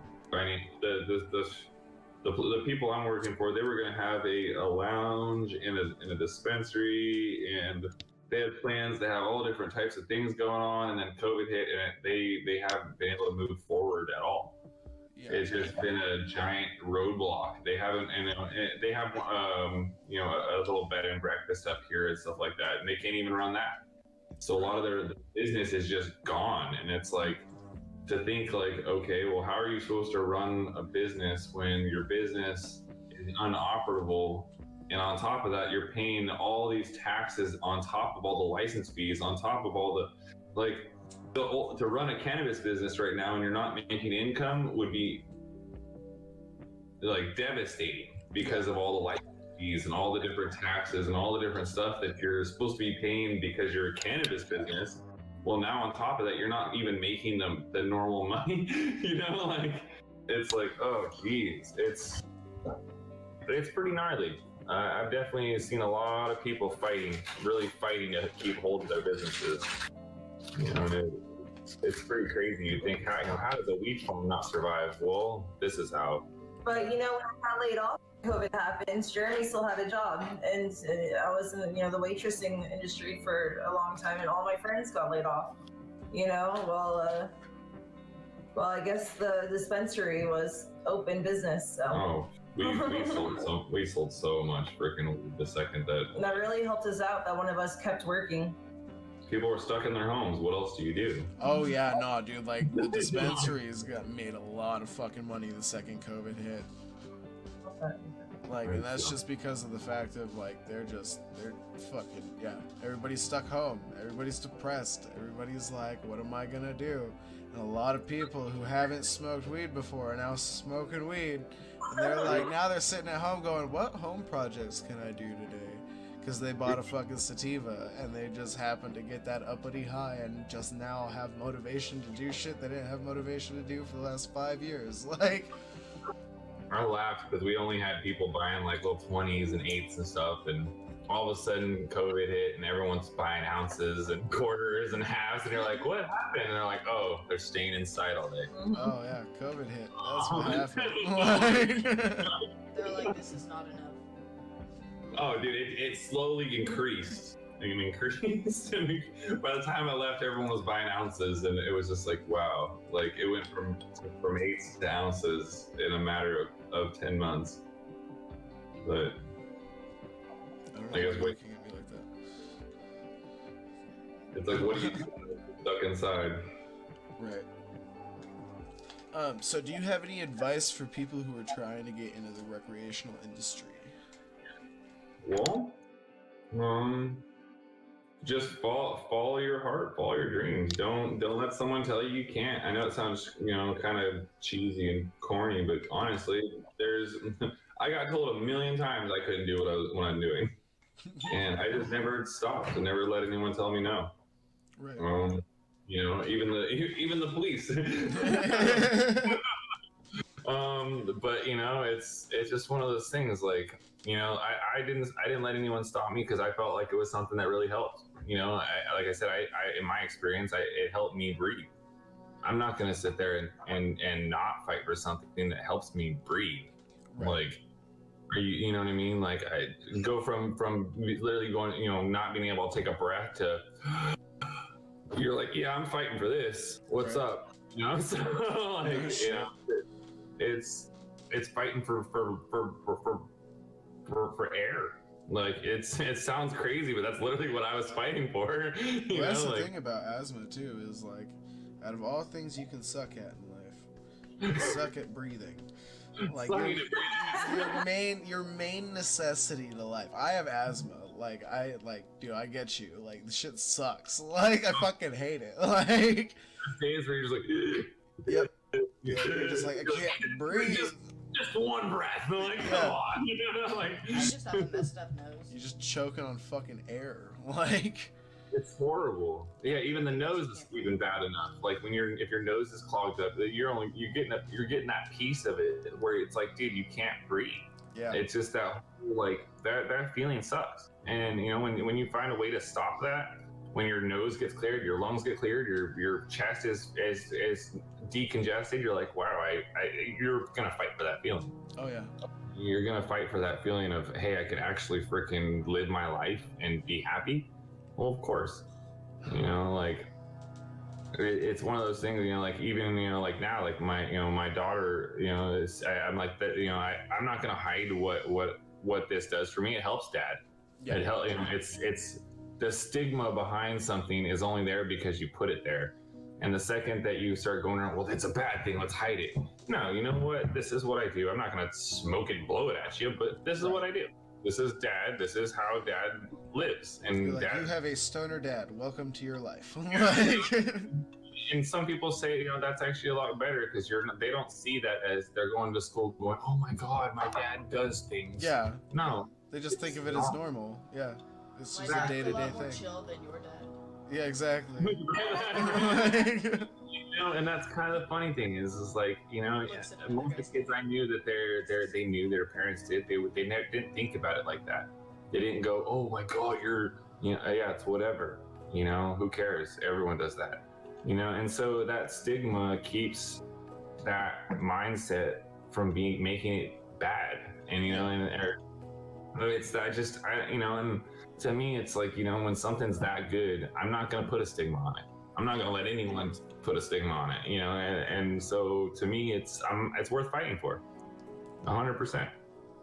I'm glad I fought for the right thing, because it's something I can say, hell yeah, you know, like Yeah, this is especially something. now with everything that's Yeah, going on. you know. Yeah, I'm glad, you know, I'm definitely glad it wasn't the wrong thing. You know, I'm glad I'm not out there, you know, alcohol would save your life, you know. Yeah, I don't, for real though. you know, like, yeah, it's really not, buddy, you know, so, Yeah, you know, no. it's, you know, I followed something, and I followed my dreams and saw something as something that was worth it. And that's, I can tell it to anyone. If you have an experience or have a want or have a need to do something and you're like, I want to go do that, do it. Try it. Go freaking try it. Stop sitting there going, I don't know if I can go travel. I don't know if I can go hitchhike across the country. I don't know if I can go grow some weed. I don't know if I can go on a boat. I don't know. Do it. Right. Hell, hold you back. Like, Yeah, for real though. do it. Like, try it. You know, It's if you just don't really like about having that confidence too. And I mean, especially with how everything's gone on, how like more comfortable people have gotten with it and everything. It's actually really funny because it's getting to the point here in Washington where it's like weed is about as common as getting alcohol.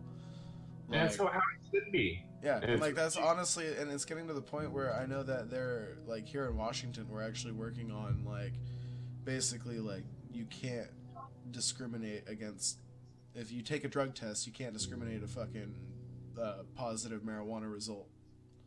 And that's really how it should be. You shouldn't be able to sit there and say, oh, you smoke? Yeah, I go home after I work my ass off all day, making you money for your company and your business, making sure you put all this money in your pocket, and that's why I'm here. And when I go home, I can't smoke a joint and then come back to work the next day so I can actually deal with people and do all that. Right. What? Like, but you can drink. You can get blackout drunk before you have to go to work the next day. I got arguments with so many police officers, DEA agents. I'm like, so what do you guys do when you go home? Well, this, that. I see you drink, right? Well, yeah. So this is what I do. I don't drink. I literally don't drink. I drink when's the last time I had a beer? He doesn't drink. Like, so to me, you know what I mean? It's like you do that, I do this. Guess what? Exactly. Like, and I'm not gonna hate on it, but I don't drink. So, you know, to me, it's like, you know, I picked something that was healthy, and you know, it's, you know, you're gonna hate on me for it. I'm not gonna tell you not to drink. Right. So, you know, it's just one of those things, like, to sit there and go, oh, well, you shouldn't do that. Well, you shouldn't do that. Like, doesn't mean I'm gonna sit there and tell you every day, why do you do that? And like, whatever. Like, come on now, like, live your life. It doesn't affect them. Touche, motherfucker. Touche. Like, I pick up money green tea over pop any day.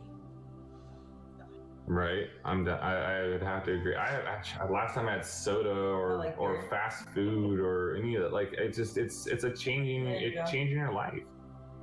Like, literally, you're just like, do I want to do that anymore? No. I don't even remember. I don't even know what McDonald's menu looks like. I forgot. I haven't been there in so damn long. I don't even know what it looks like anymore, and I'm glad. If we had our own house and like room to have a garden, then I would grow stuff in our garden for us to eat and everything, because I love growing stuff. It's just more of if we had a yard. Like, we have our own house. That's not the problem. It's just the garden. That's the problem.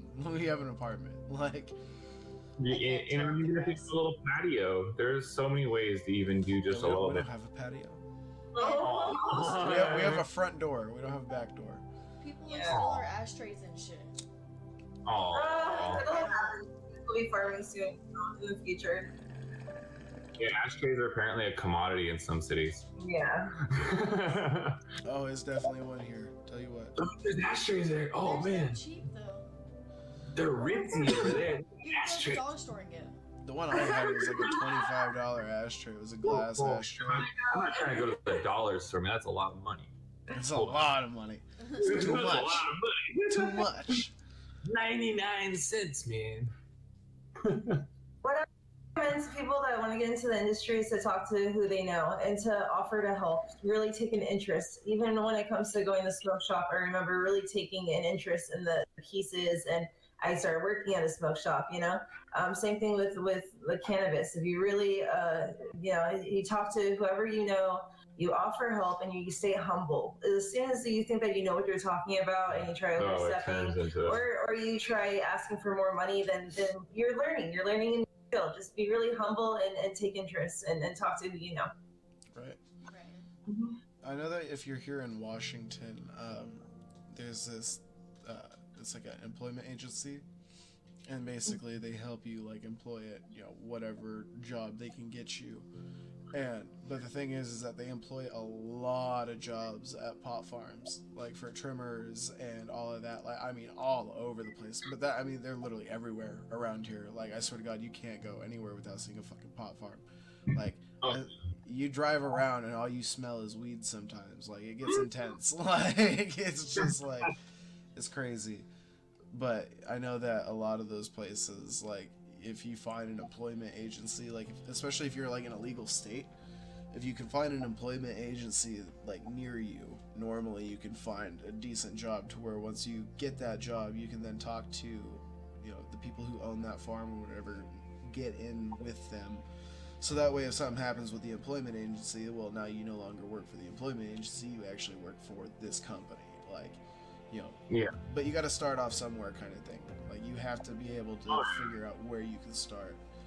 Well, and even like with I didn't work a normal job for a long time because I was just growing pretty much privately, and I had farms and I had people that bought my product, and I had dispensaries that bought my product, and for a long time I really didn't have to work. I worked, but I didn't work a real a legal job.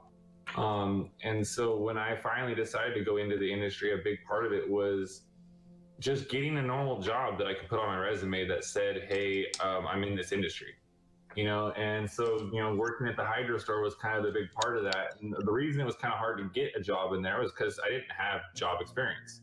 They were like, well, where the hell do you work? So I'm like, nowhere. I grow weed, bro. Like, what's up? And, so they were like, well, we don't really tell people we're not supposed to be letting people grow weed. We're supposed to be kind of acting like we don't do that. And then as soon as it got legal, it was like, actually, now we need someone that tells people how to grow weed. What's up? So it was kind of rad in that sense because it was just timing. It was like all of a sudden, hey, we're allowed to have you here, and so that opened up. And the second I was able to put that on my resume, then it was like, okay, now I've had a couple years on my resume of this. Now let's go try to up this, and let's go try to get it to this level. And and so eventually I got a job at a farm that was doing hydroponics for lettuce and stuff like that. And it's like I realized this isn't the top of the tree. I was just a worker, but within a month or two I showed my skill and was a manager. So literally within a couple months, I got the manager job and was like, what's up? I proved my skill and I proved what I was doing. I worked my freaking ass off to the point where I'd come home literally beat up, and it paid off. And you keep pushing and pushing and pushing and pushing and showing that you're available. And the funny thing is in this industry, there's not a lot of young cats. There is, but when they see them, it's you got your 45, 50-year-old workers around you, and then they see this 20, 22-year-old, 25, 30-year-old guy walk up. All of a sudden they're gonna go, hey, wait a minute, you're the young guy. Yeah. They're gonna drop all this work on you, but guess what? Now you're the young guy that can also handle it all. Yeah. So you gain all these little things that all of a sudden most kids don't have, and that's drive and a reason and intelligence and and opportunity, where before you just were the kid at the store going, I wonder if I can ever get in this industry. Well, guess what? Get in it. Keep trying. I applied at the hydro store like 5 times before I got the job. And I literally was like, nope, I'm just gonna keep trying. And and that's the thing is, it's you keep trying. You just keep freaking trying. And every time you think, oh, well, I'm never gonna make it. No, I keep trying again. Go bug them. Go stand in there and bug the hell out of them. Make it so they know your name. You'll either get a job or you will get trespassed off the property. But either way, you've accomplished something today. Exactly. You know what? At least they know your name when they're walking you off. Exactly. Like they've learned who you are. They Like remember that asshole, you. Now. So it's fine because at least they remember you. You made an impression, and that's the point. And then at that point, if they ever lose somebody and they're like, "Fuck, we need somebody like tomorrow," they're gonna give you a call. Hey, we're gonna lift the trespass. We need you to come in. This guy out of here. He's probably gonna want a job. And that's the idea. You're trying to make it that, and that's it's one of those things that where, especially where everyone's going to start trying to get back into working and get back and all this, and with COVID and becoming a little bit more like toward the end of this concept, hopefully. It's one of those, like, people are going to start looking for work, and they're going to start trying to get into the companies and get into these industries and get into this stuff and get back into it. And honestly, if you were sitting on your ass this whole last year and a half doing nothing, not trying to increase your knowledge on it, it's going to be a fun one. But if you were sitting here for the last year and a half going, I'm going to learn everything I can, because when it comes back around, I'm going to jump in this industry, guess what? You're probably going to get a cool job here in a second. Right, for real, though. So it's the drive. It's ambition. Do you have it or not? Are you gonna stay up till 12 o'clock at night watering plants? Like I sat there and got out of there. Everyone else is gone, and tomorrow morning I'm going to be there at 6 a.m. And everyone else is like, well, who's even going to be here? The owner's going to be there. That's what. So I'm going to be there with the owner, and I made that drive, that assertion to be there, and that's why I'm. You know what I mean? That's why I'm getting the opportunities, is because who else is there? No one but me and the owner. So like push. Who's willing to be here? I am. What's up? It's only 6 a.m. Yeah, what's up? That means I gotta wake up at 4 a.m. I don't care. Let's go. Let's go. Right. It's the drive. And they think kids aren't gonna have that drive anymore. Farmers, these old cats, these old farmers are gone now. Be one of the old farmers. Why not? You're gonna let them outshine you at 50 years old? Right. Like, really? Like, come on. So it's, I don't know, it's just it's a different level of drive. There's kids out there, and then there's adults, like, grow up. Right. Like, take on your fucking responsibilities, like. Exactly. That's the thing, is it's true dedication. That's really what it is. Hell yeah.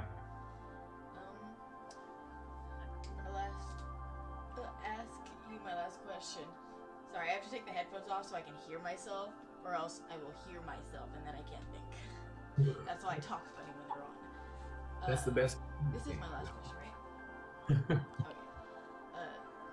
So I was curious on if you guys use like eggshells or like bat guano in your soil, and like your opinion on like the benefits, or like if you don't think they benefit, like what's your opinion on them, and if you use them. So this is super interesting, actually, because at home in normal like organic gardening, of course, I compost. I love composting. I will use all that type of stuff, totally. In the weed industry, because of the way that it's such a turn and flip and turn and go and kind of thing like that, where you're really not trying to. And I want to say, a couple companies out there do the long, like, no-till compost kind of concept, but there's so much variables in it, and it's usually going so fast that it's really hard for a lot of these companies to really go that organic route, because you're talking about cooking compost and doing so much with this idea that unless you have a yearly farm that has a way that's already kind of planned to do that, and the way you've set it up, it usually doesn't happen that often. People do use organic nutrients, but as far as like composting actual material, it's a little less common in the industry from what I'm seeing. But at home, of course, I'm going to compost every. Yeah, I use guano. I use all types of bacteria, mycorrhiza, kelp. I use tons of kelp. I use tons of stuff. worm castings, bat guano, to all types of bacteria. We just made a worm farm, which makes them worm tea. You know, I mean, it's really good for the plants. Carbohydrates, See, everyone loves tea. and there's so many different. And then composting. Any extra amendments or newts and stuff if you focus on using compost. You know, the juice from the compost and just compost, because especially when you're composting your plants, all the nutrients that are in your plants are going back into the soil when you compost. So All right. It's worth it. It's worth recycling your food. There's no reason. Yeah, there's no reason to not recycle your food. If you're taking all the growing out of your garden and you can throw it right back in your garden, why not? Right. Most definitely. I'm one for using. Actually, a big huge thing I'm down with is use azomite or some type of mineral rock dust when you garden, because a lot of what gets taken out from the glacial like period in our planet, a lot of that glacial dust that was ground down rocks and granite from the glaciers, picking up boulders and grinding out the mountains and all this different stuff, that glacial rock dust got deposited all over this country and planet.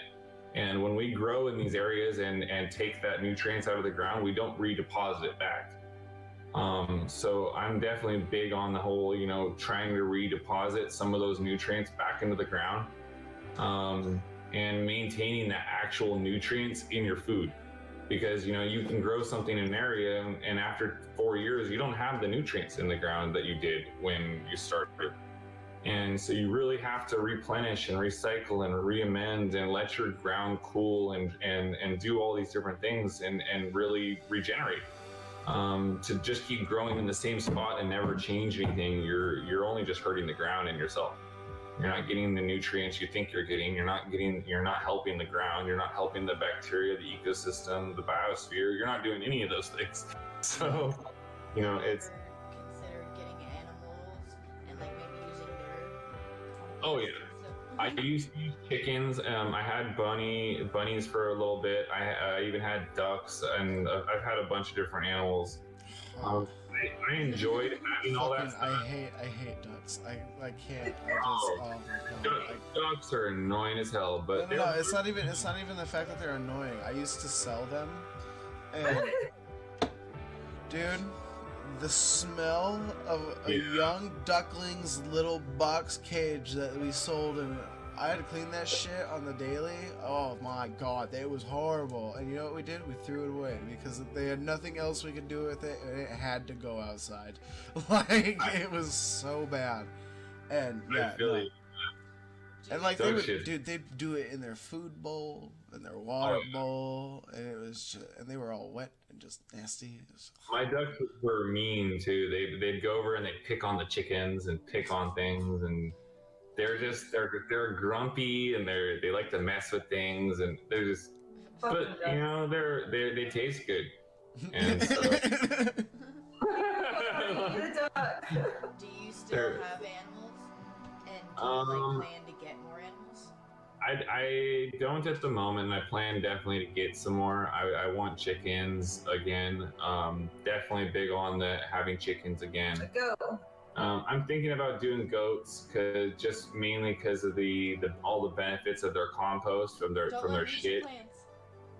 Well, the thing is like goats actually, I think that they're one of the only ones that their poop is not hot. So you can plant with it, like immediately. Oh. And it's like. They're really good fertilizer, and it's one of those things that you get good cheese and good milk and good butter and all these different things that are actually really good for you versus cow milk.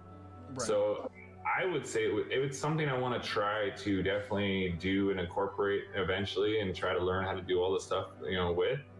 But as far as having one right now, we're a little bit more in town than necessarily, in the country, which I don't know if they would necessarily agree with us having a goat. I know the chickens are okay. We can't have a rooster, but It's a farm area or something where we can have a bigger garden and more. It's definitely plausible. Plans, yeah. But I would definitely at some point have a goat again and have chickens and have all that. As far as like too much past that, I don't know if I'd want pigs. There's enough wild pigs and boar that I've gotten out from farmers and pigs and all this different stuff, and I just feel like that some of those animals, they have too much of an impact on an area when they do get out, and that's the reason why we have such a boar problem here in California and in Texas and all these states around here, is because pigs have been getting out for years and decades, and now we have wild pigs get wild. Or can return back to wild like behavior within a year. Yeah. Within one generation, so they're feral instantly. Yeah. And so the idea, you have a cute little pig next year, he's not. So he's a boar and he's gonna tusk. So it's sister get a did teacup. That pig run, where they're like little baby pigs and you have to chase them around and try to catch them, and then she gets to take it home. I'm like, I don't know how long she ended up having that pig before that pig ended up being an asshole. and that's a lot of times what happens. They gain that feral mindset back, and they're like, I'm a pig, and I'm gonna do what pigs do. What's up? Right, oink, motherfucker, oink. Where's my food? So and that's so like I don't know if I would necessarily have pigs, because I don't feel like they're just not the type of thing I necessarily want. Ducks are cool because they eat snails and slugs. So when you have a big farm and a lot of trees and a lot of grass and gardens, you release your ducks out in the yard and they eat all the slugs and snails. Right. And awesome. That's good, but gross. Yeah, well, and that's the great thing, is they get rid of all of them, and then they shit all that fertilizer everywhere around the trees and everything, and then your trees are super fertilized, and they go back to the pond. And then you're like, cool, they're out here now. So, I imagine you doing that, from Spiderway Chronicles, taking a grain of salt and just fucking making a trail around the house so that the snails and shit can't get like past the little barrier of salt. I'm so down with that. I can't. My daughter was like, I saved all the snails. I was like, for what? The death? I'm gonna give them a snail holocaust. I'm like, you're gonna have to leave the room for what I'm gonna do to those snails. Oh my god, I can imagine it. You have a duck, release the quacking, like. Oh, release dude. the quacking. I can't stand. Oh my god. You gotta do that if you get ducks again. Just like put her in a room and then be like, guess what we got? Open door, be like, release the quackins. And then I'm like, oh man, she'd love it. she'd be like, yes. She's a little girl. When she was like 1, I'd walk out there with her in my arms and walk around and feed all my animals and stuff, and she loved it. She loved being around animals. So this is one of those things that when I get back to that point, it'll happen. It'll happen for sure.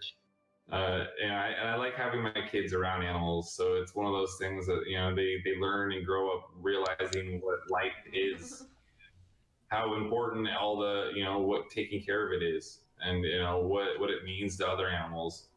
So, I think it's important. A lot of kids don't grow up with that feeling anymore. Right. They're cruel to dogs and cats, and they don't. Why? Well, have you ever raised an animal? I used to beat my little brother because he used to try to kill our baby kittens. He'd like lay them on the ground when he was like a little toddler, and he'd jump off the couch on them, and I'm like, I'm gonna kill you! Like, quit! Yeah.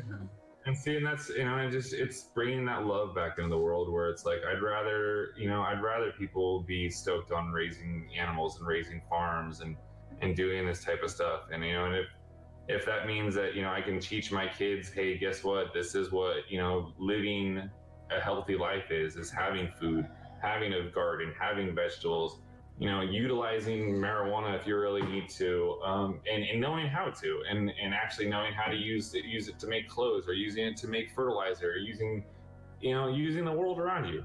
I feel like it's extremely important, where so many people are taught, oh well, you have to understand how what what celebrities? I don't even care. I like there's a million other things more important, you know.